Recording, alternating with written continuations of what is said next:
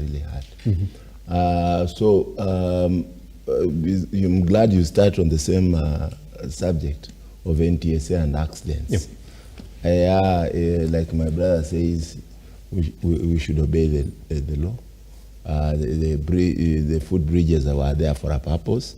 They reduce on pedestrian numbers that are hit and inconveniences. As drivers, we really get into trouble sometimes because then people expect you to see them, but they don't want to see you. They don't want to see the vehicles.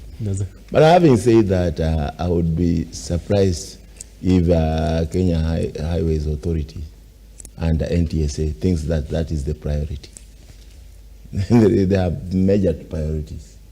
In recent past, we've had a lot of accidents on the highway, where recently we lost children, students of Kenyatta University, going to the coast.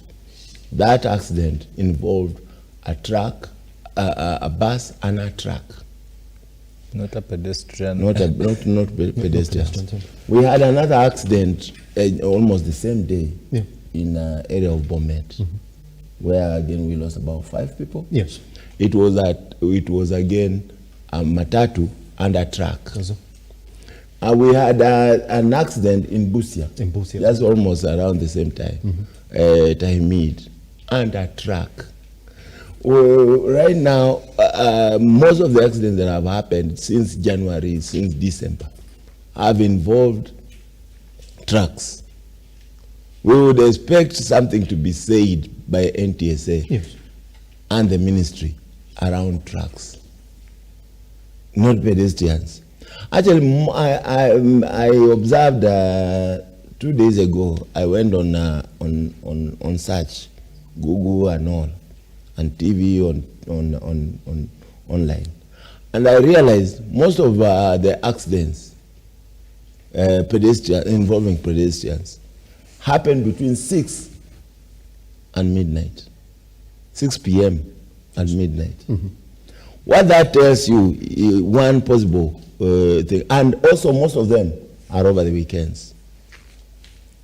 What that tells you is that there is a drunkard driver or a drunken pedestrian around those times. So a good researched solution would have based itself on what happens within those hours. What happens between 6 and midnight? Because that's when people are hit.